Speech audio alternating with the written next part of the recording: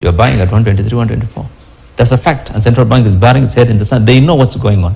The governor has come out forcefully to deny, but he knows because the bankers have been meeting him. But they fear. They have threatened the banks that you must comply.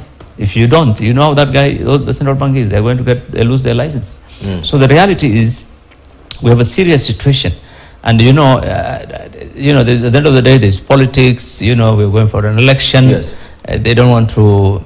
The government is a party in the election. So there are a lot of factors. But the reality is, there is no way you can get dollar today. That's why businesses, many, including ours, our factory has been shut this month for almost 3 weeks because we can't get enough dollars.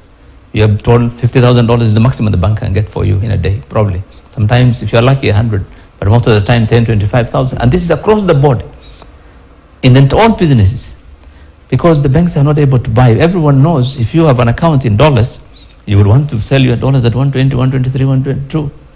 And the bank has been told you buy at 116. So they can buy, and so they can sell to us. So the argument of the central bank is the argument by the Treasury and central bank really is misleading the public. When you say there is dollar, yes, there's dollar in the country. They keep repeating they have $8 billion in central bank.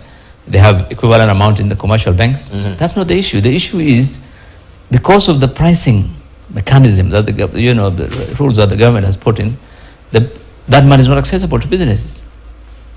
It's not available. So this matter has been discussed with central bank, and apparently there's no willingness, both by Treasury and central bank, to address this matter. And so we have a situation where people are buying at a very high rate.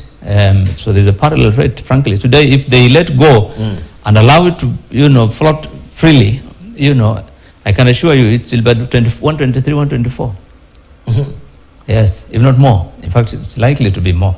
Most people will tell you. I think it's good to admit, and I think